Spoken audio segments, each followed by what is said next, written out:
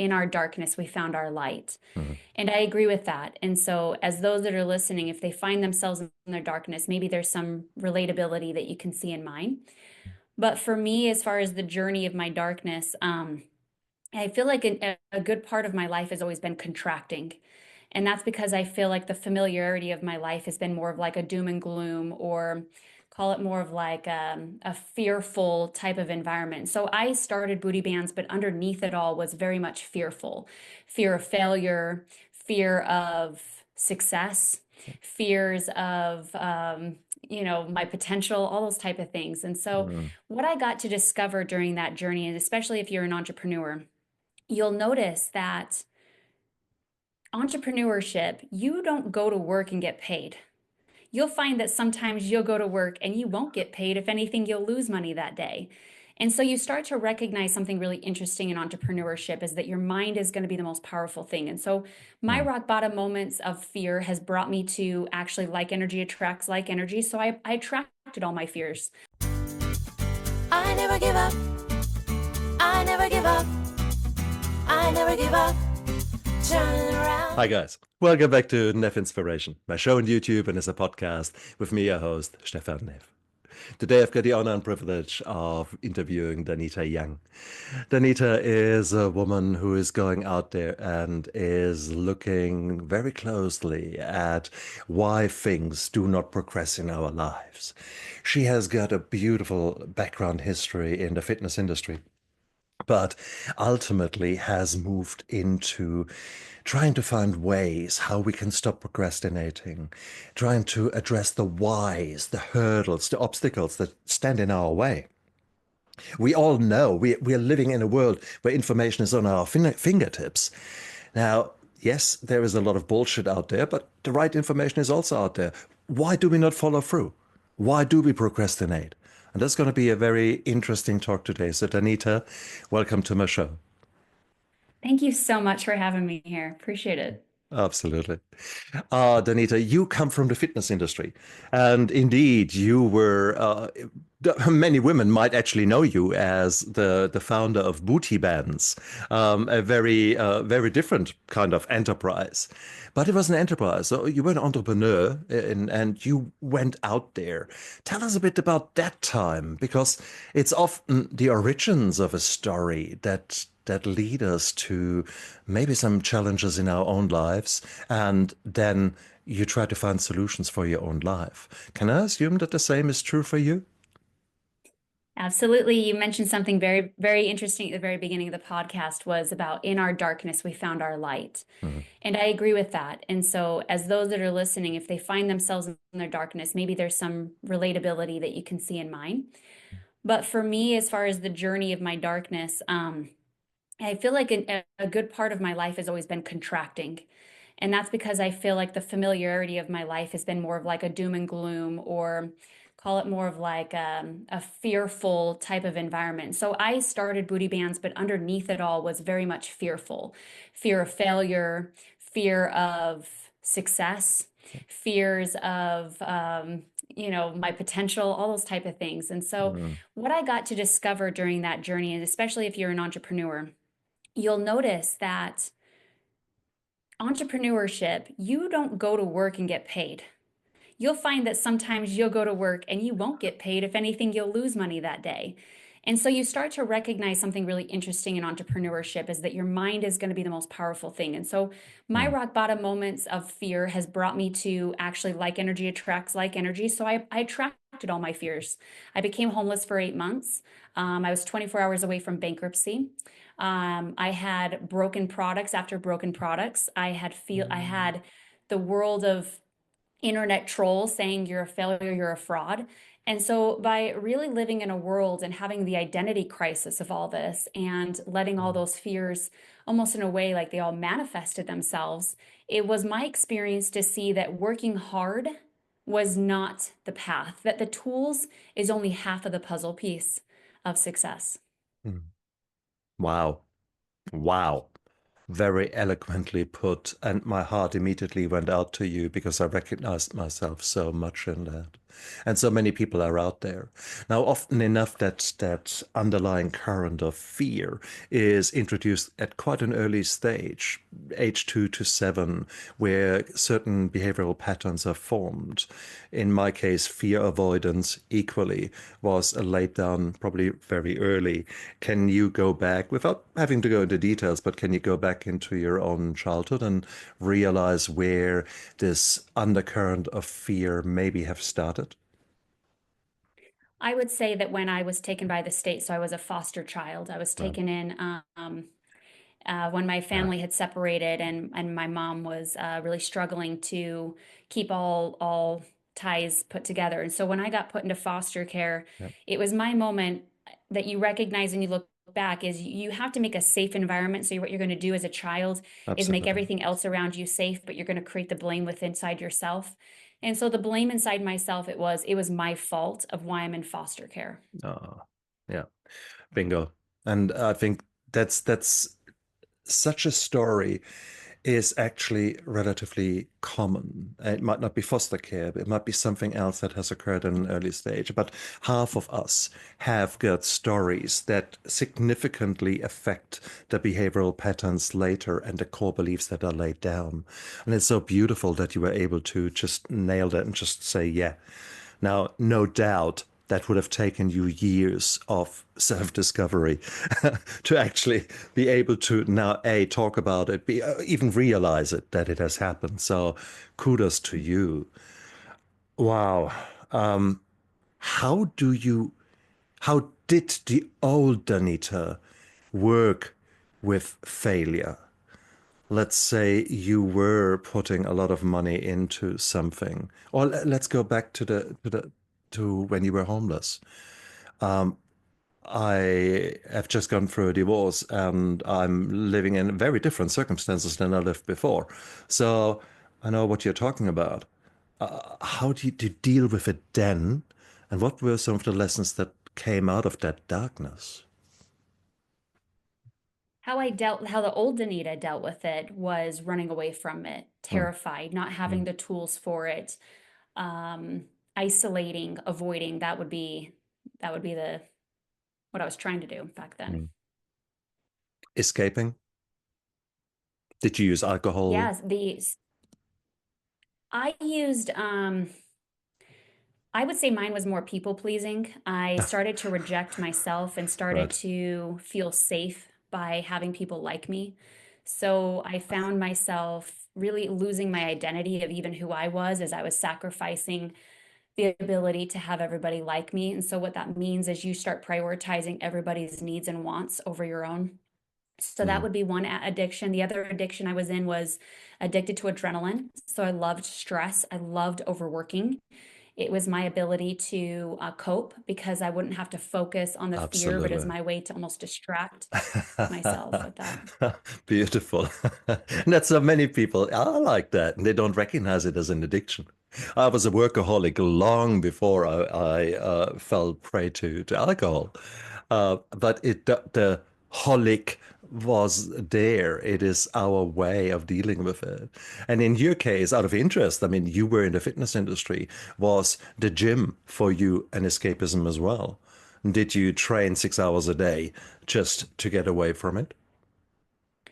I would say at the very beginning, yes. And then I started to learn the balance of it and I started to Mm, teach others the balance of it. mm. But then what happened is you'll find with addictions is then it just gets rerouted into the next one. So after fitness addiction, it went to work addiction, right? So they just keep building onto each other until you find out what the hell is this. Beautiful. I love it. That's exactly what happens, isn't it? And for so many of us, it is food. Was food ever a temptation for you? Yeah, I was a binge eater for about 10 years. Excellent. And purging afterwards?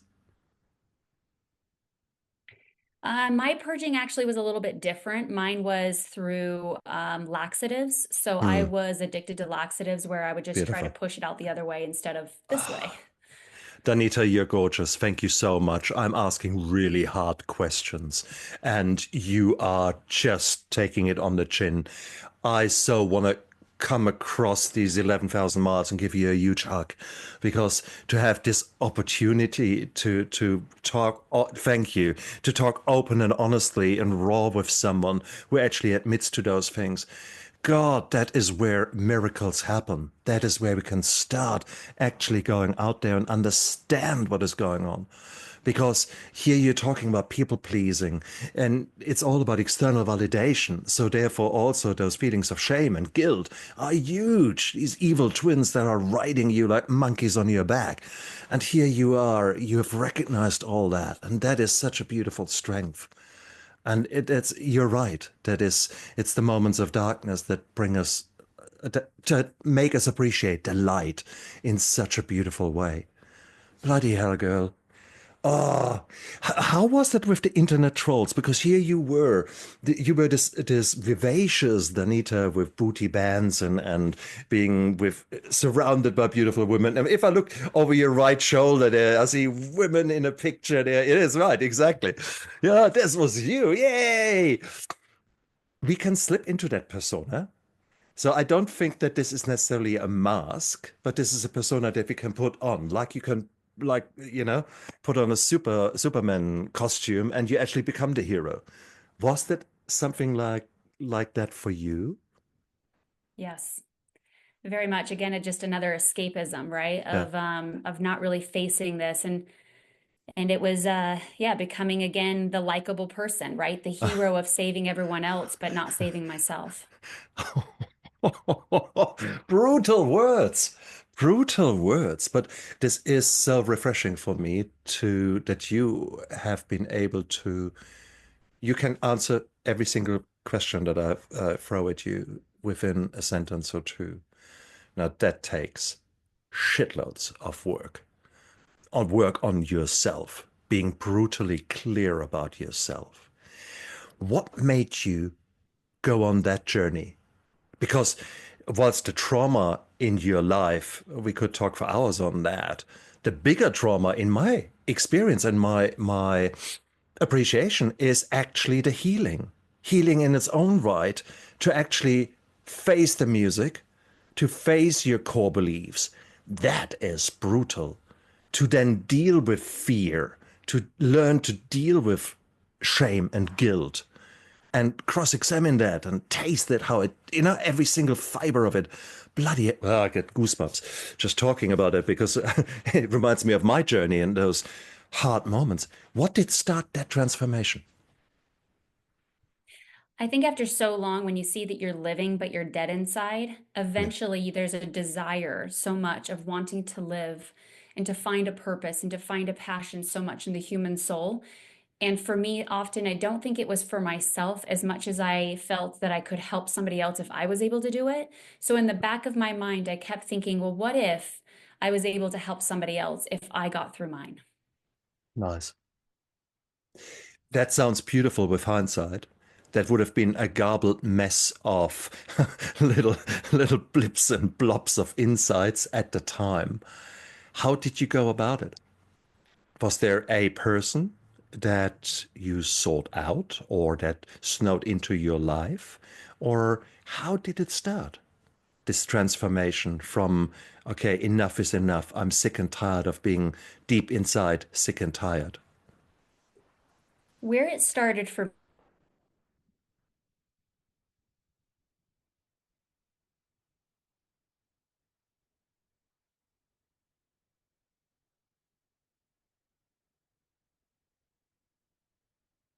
balanced, or no matter Sorry, how much you're in your Danita, fight or Danita, flight. sorry, Danita, I've lost you for a good 10 seconds there. Immediately after I asked you if sick and tired, being sick and tired, immediately there you fought, and then I lost you. Okay. Give it 5 seconds. So we just get a little bit instability in the line. Most of the times we're absolutely fine. This is just some shit that happens from now and then. After all, we're on the other side of the world. Um, 5 seconds, and you start with the answer to what led to the transformation. Okay?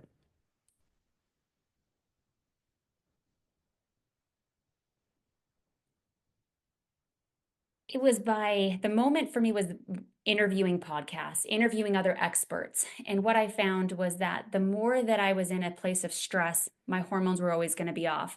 The more that I lived in fight or flight, I could work 80 hours a week, but I would be going in the wrong direction, making costly mistakes. Or the more that I lived in that place of Yeah. chaos, I was always going to have cortisol raise, my blood sugar levels, and never be allowed to lose weight or my clients to lose weight. And so what I recognize is there's something underneath. There was a foundation and that curiosity that for me, I wanted that success, right? And so I knew that just by the actual tools of things, just by working hard, wasn't enough. Beautiful. That's exactly it. I couldn't agree more. The impact of stress on our hormones is so detrimental. And it is so hard. There are so many people out there who are struggling to lose weight. I'm right now exactly at that stage. I couldn't live healthier. I actually swim 2Ks a day. I do weights. I do all kind of things. I do even to I'm 500 calories below where my basic kind of maintenance is, and yet bugger all is happening because I'm actually seriously in trouble. Not trouble. There is an underlying current of fear. There's an underlying current of stress there, and that I have not necessarily addressed at this stage in my life. I've put a lid on the cap on it, sort of to speak, but there is so much more there. So I recognize very much the validity to what you're saying. And as a functional medicine doctor, I can see it exactly. We do the hormone tests. We actually do check the responses. And you suddenly see that there is a lot of, yeah, not so nice changes happening just purely in response to stress. Wow. Okay. So then how did you go about it? So it's one thing to realize, okay, hang on, I'm doing something wrong. But how did you change things? The change was finally saying, I'm not going to go around it, I'm going to go through it. The change is I'm really going to actually have to choose my hard. So by constantly running away from it and avoiding it, going through escapisms or through extremes, I actually found that that was becoming my true hard. And so I Hmm. said, you know what? What is it really going to take for me to really go through this? It's the one thing I haven't tried yet. And so I'm willing to go through it and actually see if I get a different outcome. So it's a more of a curiosity. Beautiful. Okay. Great start, because that's what I encourage everyone to be curious about things that you have not tried and talk to people that you have not spoken to. Because it's often in such discussions like today that I might ask you a question that you had never thought about. And you thought, huh, okay, I did not realize that. That's where I loved it when you said that you interviewed people. It's the same with me. You're my 55th guest, and each and every guest has expanded my horizon. Each and every person I spoke to has given me the gift of their time, their passion, their experience, and has allowed me to grow. It's those meaningful discussions that often, these connections that are often missing in other people's lives. So that if we start being curious and foster this community of coming together and exchanging valuable ideas and insights, wow, this is how we can change the world. But we have to change with ourselves first. Fantastic. Now, it's one thing to get all that recognition or to recognize that you need to do that. What were the things that you didn't do? Because after all, in exercise, in the exercise industry, there is often enough, especially women's exercise. Yes, there are the booty bands. Yes, there is the kind of whatever you did as more aerobic or maybe muscular exercise, but there's also often a component of breathing, a component of yoga, a component of actually mindfulness, and often enough trauma release in the workouts, like let's say Pilates or let's say yoga forms. Was that something that was already part of your life, or did you add that in on purpose then? I would say it was always, I mean, I was always doing everything physical. Like as far as tools go, meaning I had the workouts, I had the nutrition down, I Hmm. had everything as far as the tangible of, because I'm an overworker. So that was easy for me. The part that I didn't know was the opposite, which was the internal work. Hmm. That was the difference. Where did you start there? Because there's a whole range of things where we could start with. I mean, in your case, probably the fear, the shame, the guilt would be the those things that are okay. They're brutal. Uh, how do you deal with those things? It was on the rock bottom moment where I was sponsored to go to a retreat, and it was a retreat called Living Freedom. And this retreat showed me that there's actually a thing called easy world, that we can actually have an easier, successful, abundant, financially free, prosperous life. Yeah, But we have to learn the tools for that. We have to be able to learn to reprogram our mind, go through the process, beautiful. and then our life is easier. So to me, it's initially kind of choose your hard. Do you choose your hard later, or do you choose your hard at the beginning? Nice. And to me, I finally said, this is too hard. I'm ready to face something that's different. I'm Mm, ready for an easy life. And it was a choice I made to say, I am fully ready and on board to face these limiting beliefs, to mm, face these fears, mm. and really find out if they're true. Oh, beautiful. Exactly. Cross-examining those thoughts. Because we've got between 60 and 80,000 thoughts each and every day. A hell of a lot of thoughts, but these are all nebulas up there. They just sort of shoot through.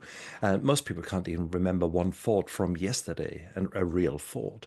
But they are there, and about 80% of them are negative. So we are living in a very negative world inside our head. And I think that realization is the most important one. And to learn that, to say that, okay, I'm a failure, I'm fat, I'm not lovable. I am, no one will ever like me again. All those kind of thoughts, they are there in most people when you ask them. And most of us don't question them. So it's beautiful what you're saying. But out of all that darkness, so you recognized what was going on, and you began to take steps, and we can now fast forward, I guess, because healing comes in layers, and there will have been many moments that gave you breakthroughs. There would have been equally moments, huge setbacks, because trauma just keeps reappearing, doesn't it? It's just, was that the same with you? Yeah, the subconscious has a lot of blind spots in it.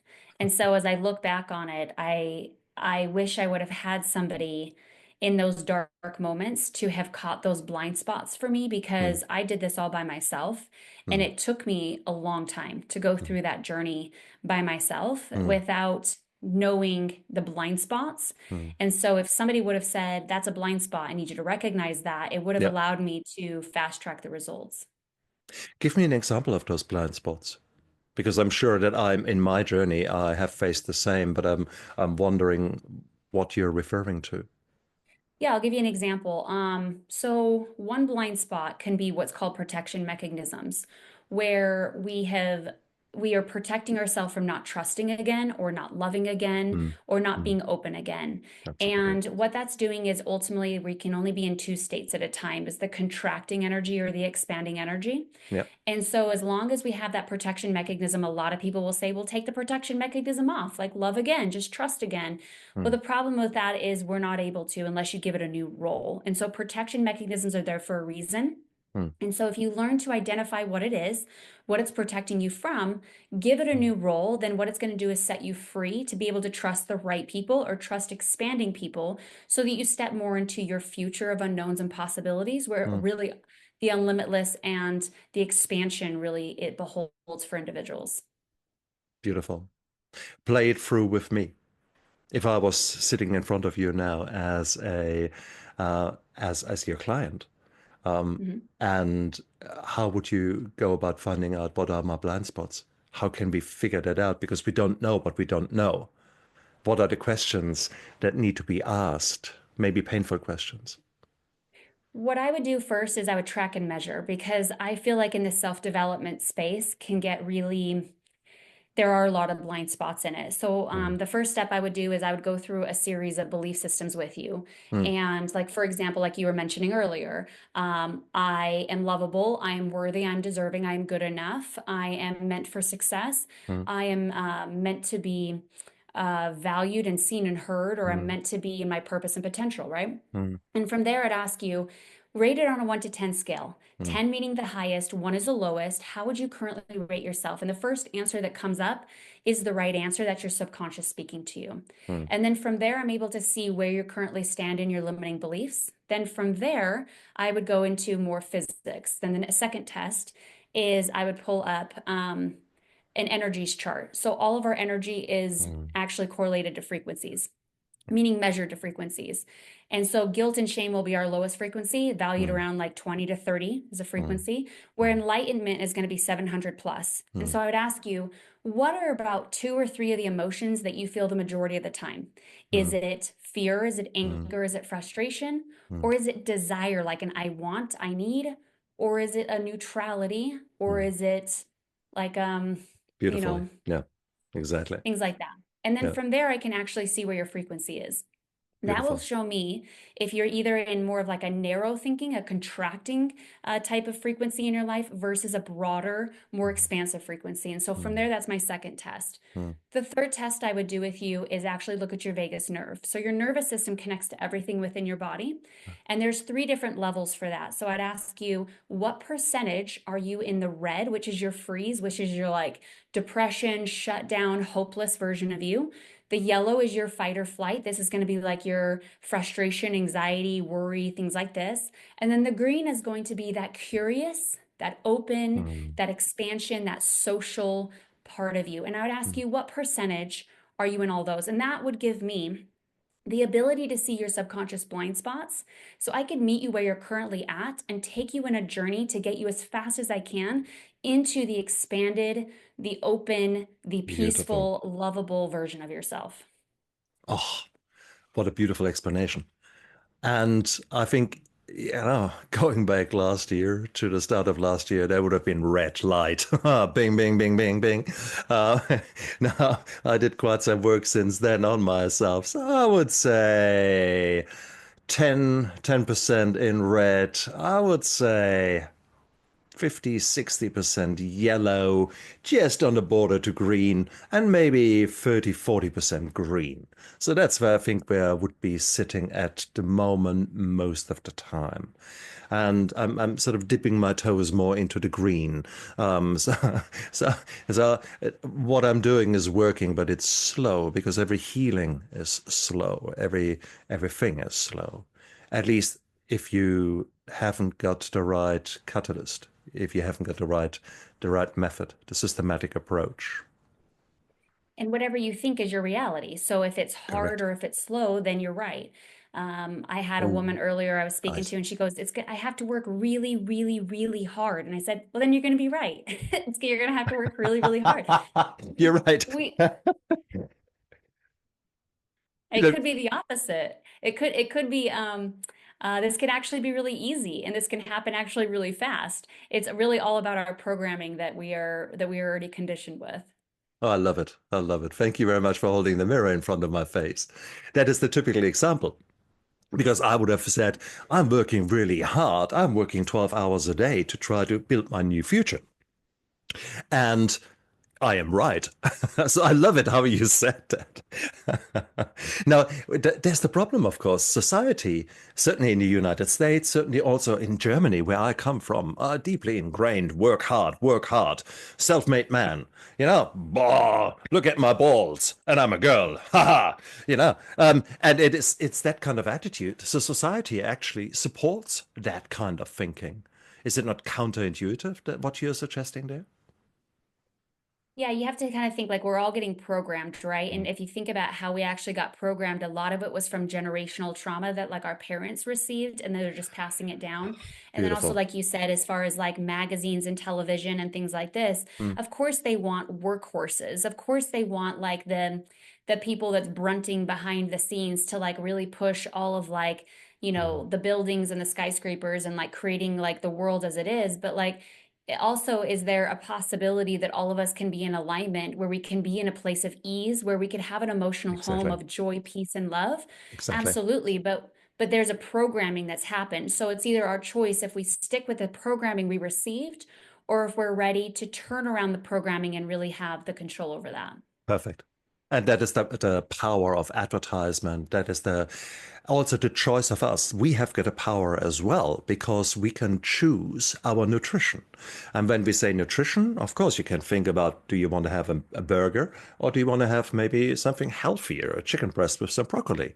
That is nutrition. You could also say, do you really want to listen to mainstream media, which is about as meaningful as a soap opera? Or did you actually want to maybe listen to a podcast, such as mine or yours, or such as, how do you want to read a book or listen to an audiobook or etc.? So we have good choices that we can make at every moment in time. And we keep forgetting that. So many of us are in a victim culture in this, oh, poor me, why me? And guess what? Your brain will tell you 20 reasons why you. It's just a wrong question. So the how questions and other questions are far more interesting, I think. I guess with that we are sort of coming to you've done the assessment on me. I've given you some answers. And now you've got a line. Now you've got basically your approach that where you actually want to address some of the core beliefs, where you actually want to, I guess, rattle my cage and hold the mirror in front of me into the dark spots. Uh, shall we go there? Shall we? Yeah, absolutely. Use it on me.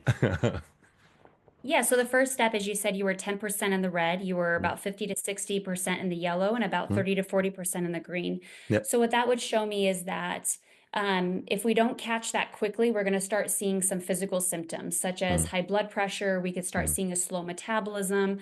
We mm, might see that our lungs are inflating less oxygen. We mm, might see more brain fog in our life. We might mm, see hormone imbalances. We might mm, see all sorts of like different elements like this starting to actually affect the physical body. mm, And so my number one goal is to try to move get out of the red completely. I want that one to mm, be zero. I want to move all of the 50 to 60% yellow. I want to start really dipping it down into the green. mm, But by catching one of your subconscious blocks, which was it's going slow, that's when I would say, well, it doesn't have to be slow. So mm, those are things that in our mind, our programming is saying, well, it has to be hard. It's mm, supposed to be mm, slow, right? I'm going to catch you. And my goal now as far as like how I do this, the next step is truth. Truth is going to bring you as quickly to the results as you want because truth will always prevail. mm, And so I use a lot of, I'm a truth seeker. So, like, that's why I love coming on things like this or doing a lot of debates because as long as I can bring your mind, your left brain to facts and proof and physics, yeah. then when you get to a point in your mind that you say, you're right, and you can't go down the old path you used to, then what that does is it actually rewires you with me. Absolutely. Beautiful. You put blocks down into that easy path downwards and you strengthen the new path, the new neurons. Indeed. I love it. I love it. So, okay, cross-examining your thoughts. How? So, cross examining your thoughts is always just by coming to truth. So, for example, let's say one of your, I mean, do you want to give me a limiting belief that would be like, I'm not good enough or I'm a failure or anything like this? I am a failure. Always, always was there. I'm a failure. This, regardless of what I've achieved in my life, I've got a bloody alphabet soup behind my name. I have achieved so much and have gone through so much. I should be very proud. And yet there is a deep underlying, I am a failure. Cool. Thank you for sharing and thank you for being vulnerable, right? So, in order for a belief system to come forward, it has to feel safe enough to do that. And then, so then when you take a belief system such as a failure, then what we look at it is, well, what really is the definition of failure? If we think about it, failure actually means completely giving up for the rest of your entire life and never starting again. So, that would mean that you'd have to lay in bed and stare at the ceiling for the rest of your entire life and never try again. Hmm. So, if you really look at what failure could be, could it be that failure just means pivot? That failure means that life is full of a lot of pivots. And in our mind as humans, we imagine it to be one path. And just because it doesn't go down one path, does that actually mean it's failure? Because if you ask this to someone, let me ask you this. What is your greatest accomplishment if you look back in the past of your life that Hmm. you could be so proud of yourself that you did? What would be that moment? Your greatest against accomplishment. against all odds becoming a doctor, coming from poor circumstances. In the family, no one has ever completed school to 13 years, and me going on to university and becoming a successful doctor, that had not occurred in my Beautiful. family. That's Is that huge, is right? that So, well, that's career wise. I mean, I guess no, no, turn perfect. Yeah. yeah, That's perfect. Perfect. Okay, so you proved the odds. Like you redefined the odds, and for you, that is one of your greatest accomplishments was coming from nothing and no background of it. Nobody supported you with that. So here you are now being able to be a doctor. So then let me ask you the next question. The way that you got there, was it the way that you expected, or was there any pivots along the way? Of course, there were pivots. Of course, I had to switch. There was a time in Germany when you could get a doctor to mow your lawn after the reunification, and that was exactly when I graduated from med school. There were no jobs, and I had to actually emigrate to the UK to find my first job. So yes, you're right. Huge pivot, huge fear, huge challenge. Good. And so that's an anchor moment, right? So we take wherever you're currently at in your life right now and whatever journey that you're on towards this thing called success that you've programmed in your mind to be. Then what happens is we look at it and go, well, if there's no such thing as failure, I'm not going to give up and completely stare at my ceiling the rest of my entire life.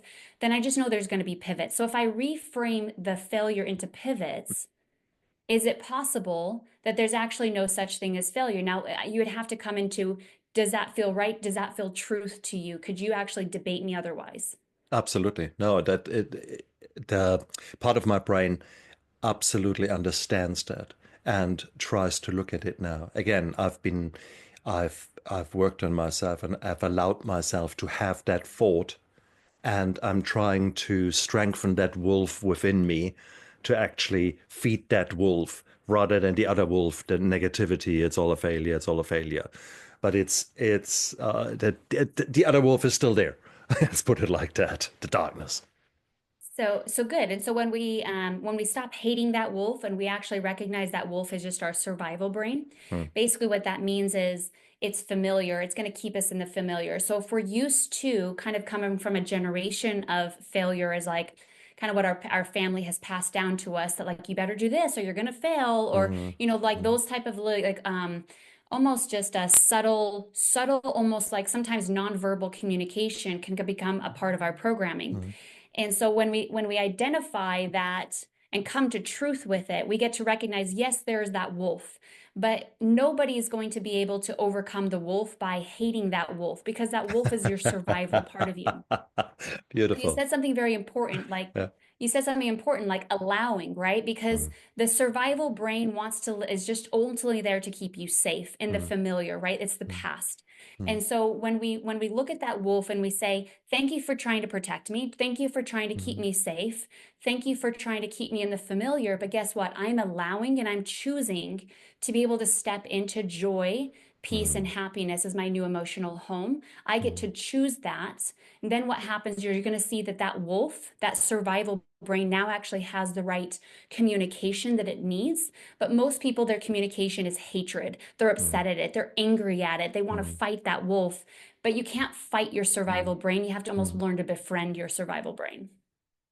Radical self-compassion. That is the key to that. You're so right. Because it has served you. And that wolf has protected you. That wolf was by your side at some really dark, dark times. Now, this wolf maybe allowed you to escape into alcohol, which then had its own problems, or drugs, or behaviors that you're not so proud of. But it protected you at that moment in time from your pain. And therefore, we need to be grateful to that wolf. It was part of us. And it still is part of us.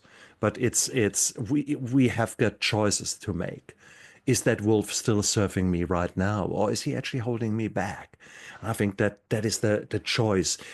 But for that, we need to hold still for a moment. You just can't keep running on your bloody treadmill, and or should I say, hamster wheel? That's probably more appropriate for so many people out there.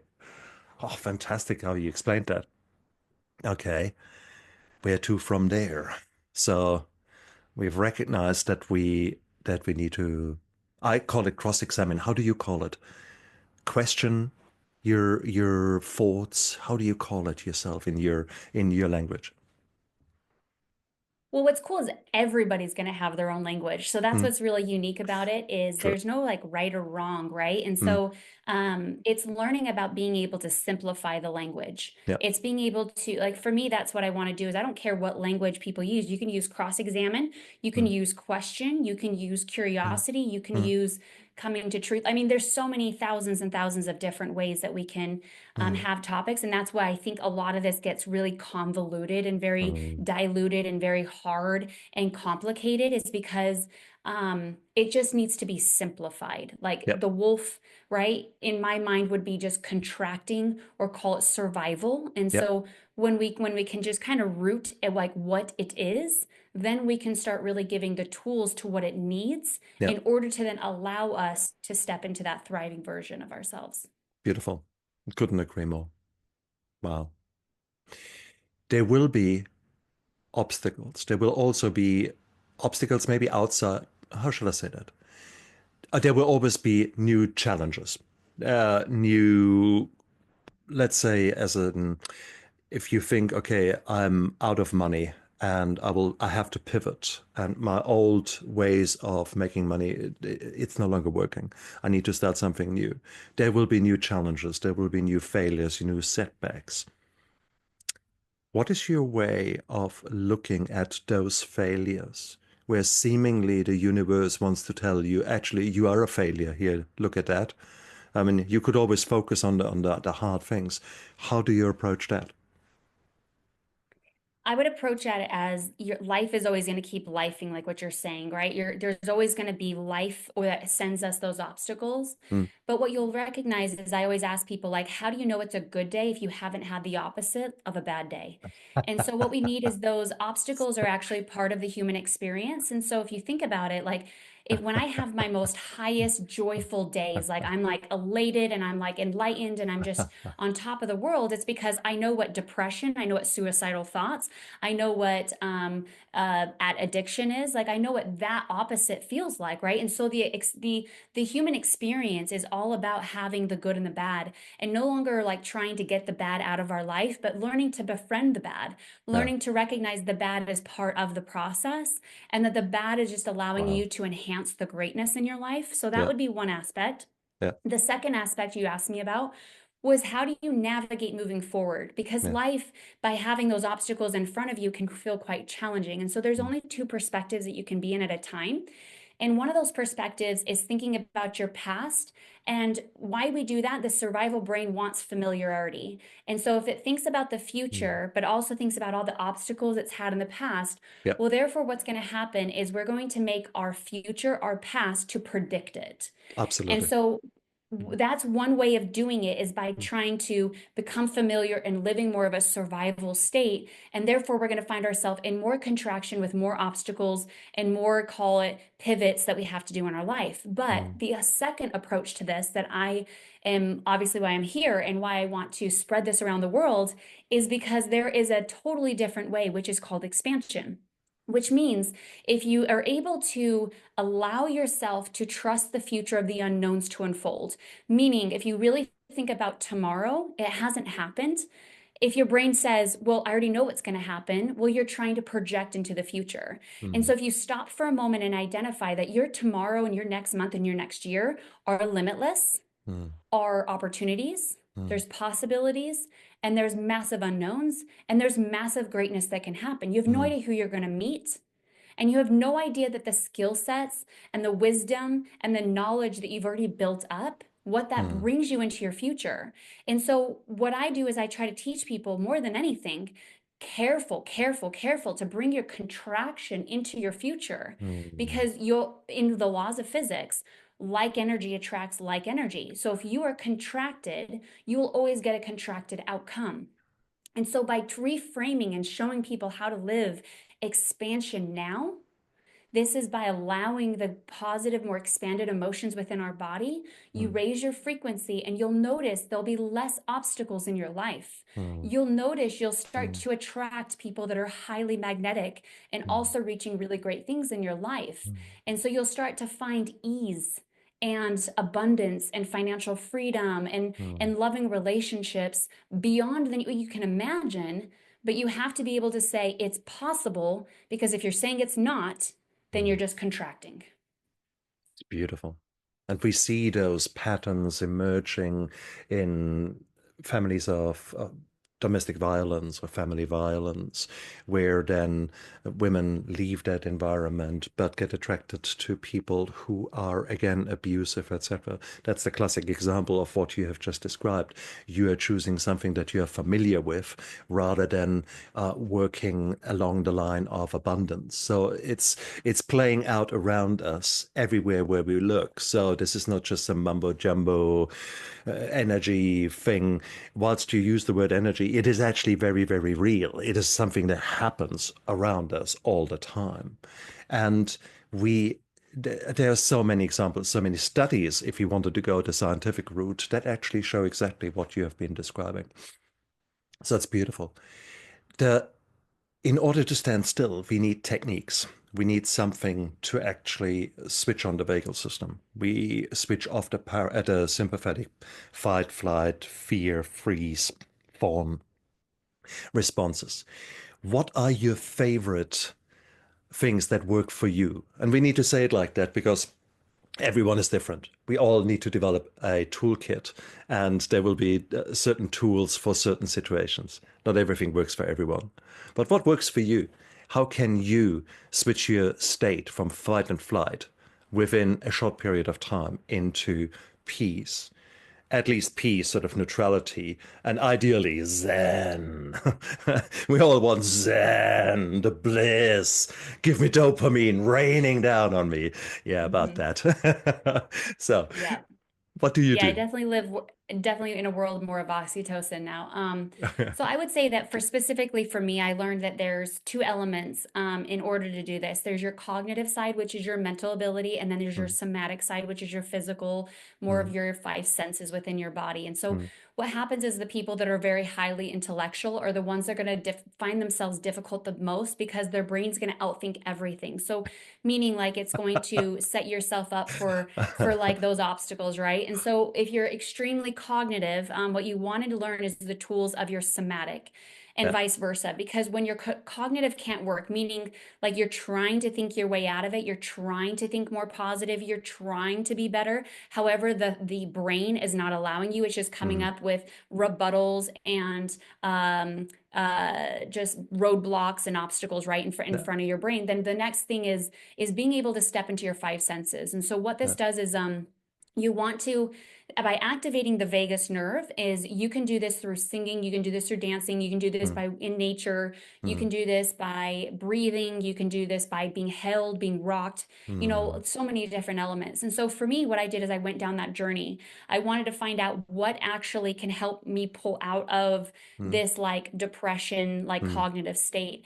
And I learned that being held and rocked by my Yeah, significant other yeah. will immediately snap me back into my cognitive self, and then I can pull myself back out. Oh, I love it. I love it.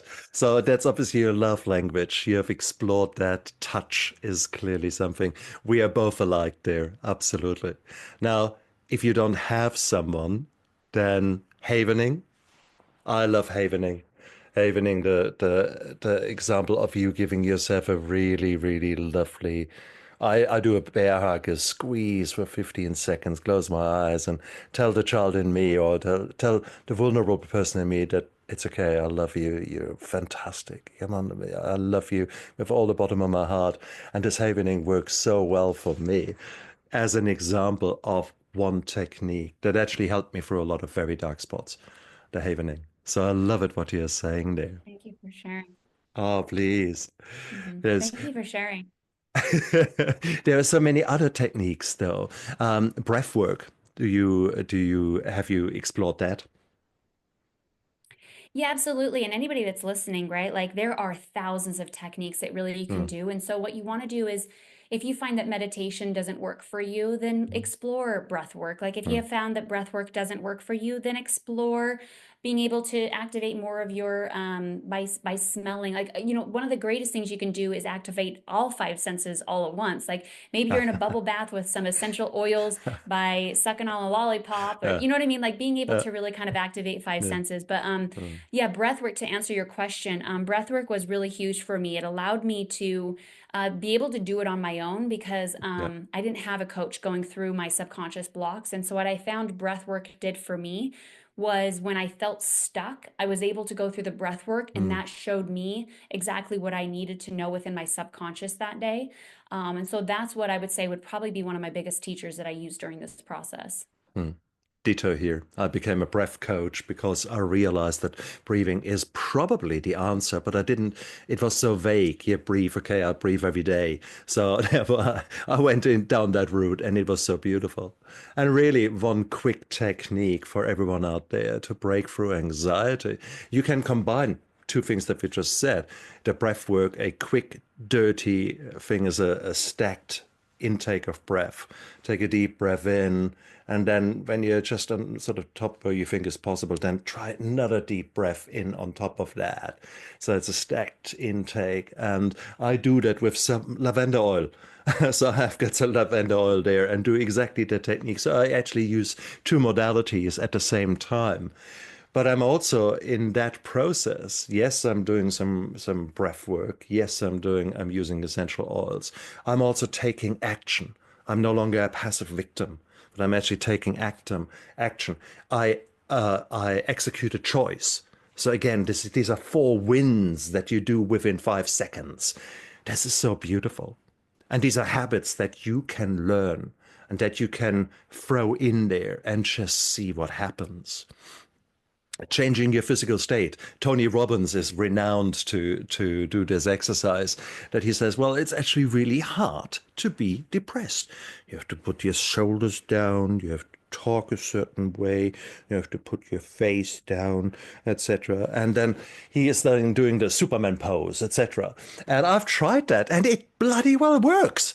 So by you just taking a different pose and going out there and doing a really silly Nicolas Cage grin, it's very hard to stay depressed. So there's so many things. So just the two of us bouncing a minute of ideas around, we came up with what, 5, 6, 7 different ways of you changing your state from fight and flight, fear, freeze to actually something else. Is that not powerful? Is that not It's fantastic? super fantastic. And if the somatic doesn't work, remember there's the cognitive, which is Mm, going to truth, right? And so it's mm, it's being able to bounce between the two of those yeah, sources and knowing like when you need to utilize one versus the other. nice, Because I'm highly cognitive, and so I needed deep truth. I needed physics. I needed Albert nice, Einstein.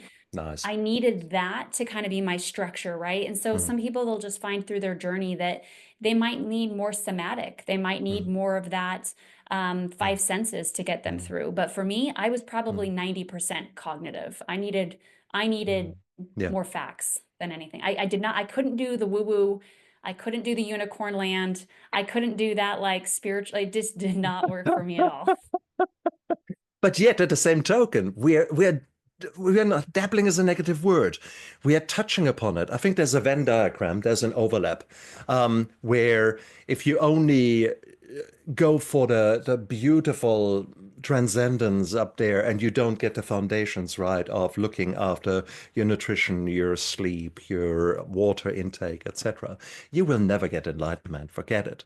If you only are focusing down there, well, yeah, no, it's all a part and parcel of it. That's what you said yourself in your pyramid or in your hierarchy of feelings or hierarchy of emotions. Shame and guilt the lowest, and then bliss up there. So here you are. We are all actually working with those energies. And the law of attraction, it is very, very true. If you're constantly tense, and you walk into a room, immediately the whole atmosphere in the room changes. Whilst if you're relaxed and truly relaxed, when the smile on your face actually reaches your eyes and your eyes shine, then people around you change. So please, you can't tell me that frequencies and energies are woo-woo. So there is so much out there that we just can't explain yet. Yes, we can do functional MRIs and we can actually show you happiness in the brain. We can show you emotions in the brain. But that's all quite nice. But then how do you apply it in daily life? And that's, I guess, where your align method comes in. That's where your beautiful way of simplifying things comes in. Because what strikes me most in today's interview, you've taken very complex topics and simplified them and made them very easy to understand for me. And that is beautiful.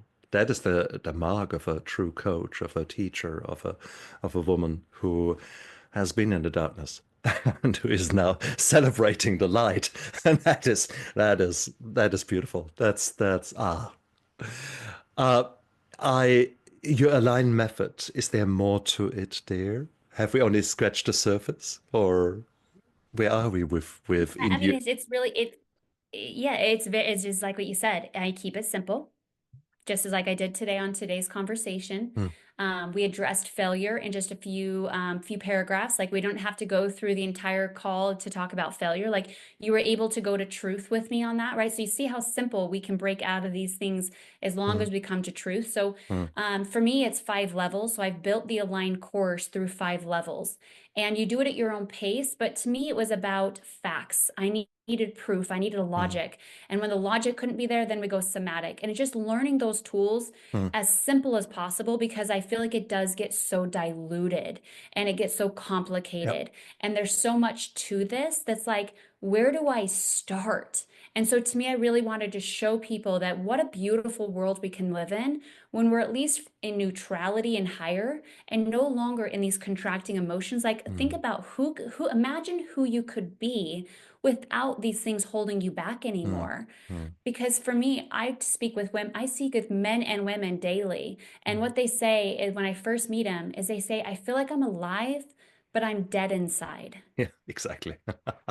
That's so common, isn't it? And It is that, very common. hmm, And things such as COVID has only accelerated anxiety and depression and hmm, loneliness even more. hmm, And so what a time in this world that we can really step into hmm. living, not being just alive to just be going through the motions, but what Absolutely. if you were alive to be aligned with your purpose and your passion and recognize it can be happen with so much ease? Hmm, Like, what if financial freedom is not hard? What if true love is not difficult? What if being able to get your health is actually faster than in the mindset you're thinking it has to take so long?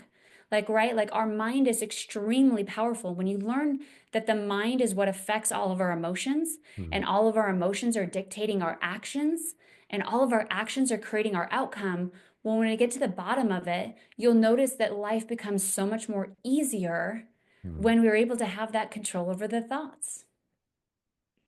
Fantastic. Absolutely fantastic. Danita, you're an amazing woman.